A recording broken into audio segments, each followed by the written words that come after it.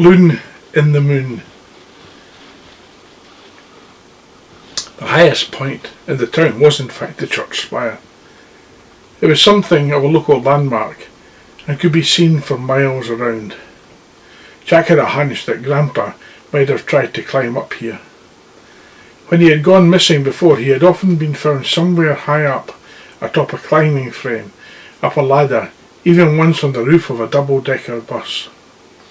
It was as if he needed to touch the sky, as he had done all those years ago as an RAF pilot.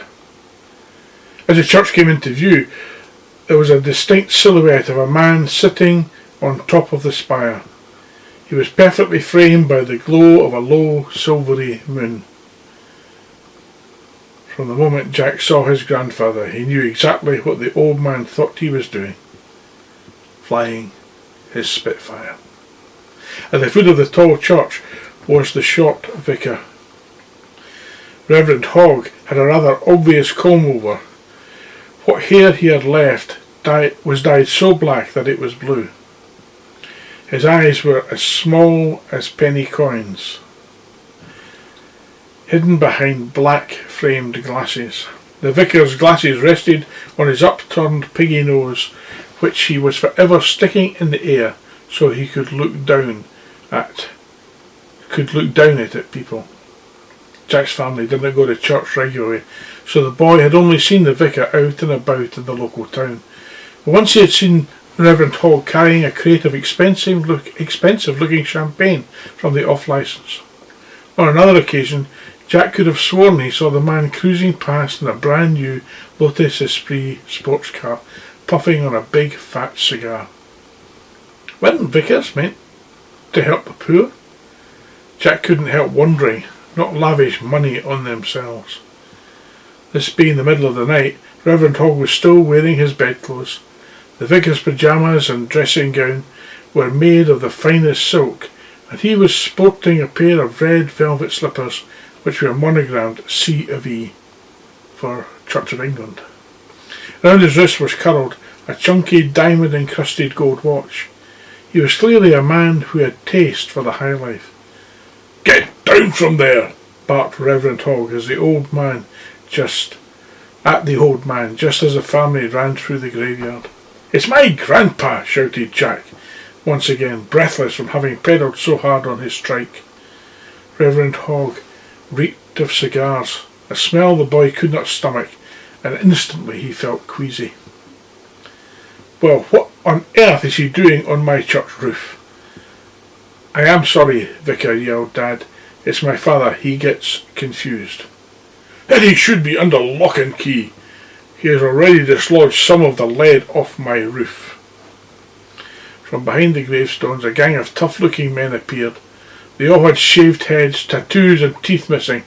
From their overalls and spades, Jack assumed they must be grave diggers, though it seemed strange that they were digging graves in the dead of night. One of the gravediggers handed the vicar a torch, which he shone straight into the old man's eyes.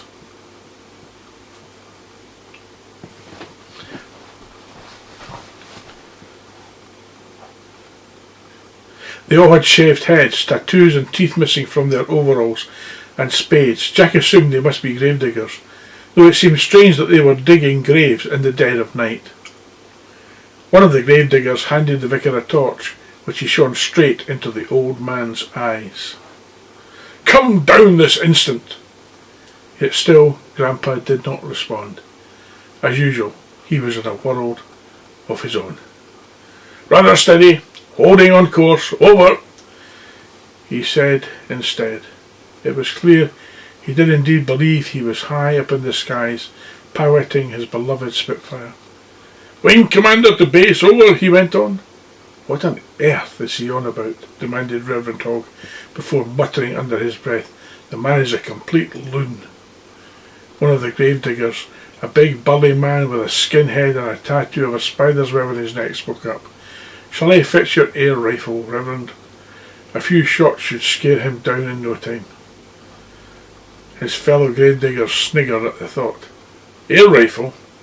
The boy needed to think fast. If his grandfather was going to make it down to earth safely, no, Let me try. Jack had an idea. This is base. Over, he called up. All the grown-ups looked at him in disbelief.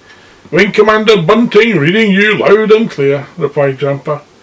Current cruising altitude is 2,000 feet. Ground speed 320 miles per hour.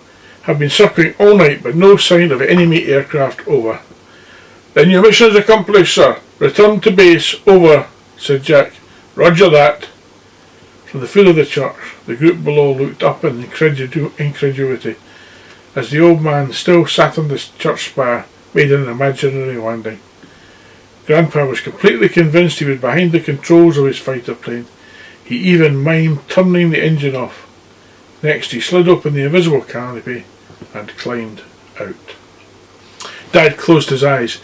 He was so scared his father was going to fall. He couldn't watch a moment longer. Jack's eyes were wide open in terror. He didn't dare blink. The old man clambered down the spire onto the roof. For a moment he stood still on the narrow peak. Then, without a care in the world, he walked along it. But the piece of lead he had dislodged on his way up had left a dent in the roof. So after just a few pages, trip. Grandpa went flying through the air. "Woo!" cried Jack. "Dad!" shouted Dad. "Arg!" screamed Mum. The vicar and the grave diggers looked on with grim fascination. The old man slid down the roof, dislodging some more of the vicar's precious lead tiles along the way. Whoosh! Smash! Smash! As they crashed to the ground, Grandpa hurtled over the roof edge. But at that moment, without making a fuss, the old man managed to grab onto the guttering and came to a stop. His thin legs swayed in the night air, his slippers bumping against the stained glass window of the church. "Careful of my window," shouted the vicar.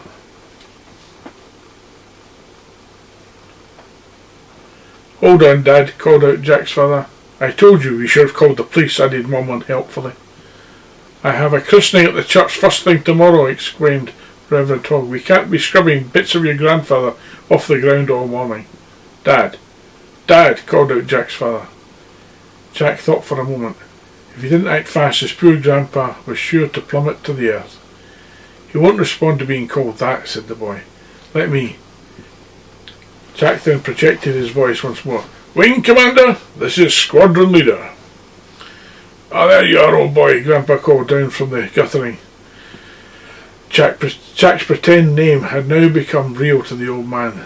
Grandpa believed the boy was a fellow airman. "Just make your way along the aircraft's wing to your right," called up Jack. Grandpa paused for a moment before answering. "Roger that." A moment later, he started shimmying, his hands along the guttering. Jack's approach was utterly unexpected, yet it worked.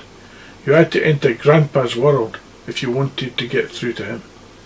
Jack spotted a drain pipe running down the side of the church. "Now, Wing Commander, you see that pole to your right?" shouted the boy. "Yes, Squadron Leader, hold on tight and slowly slide down it, sir."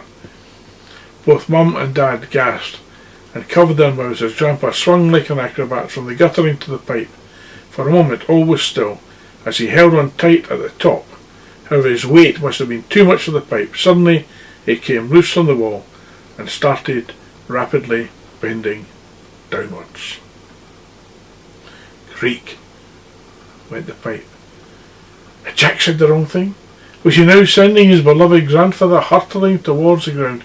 "No!" cried the boy.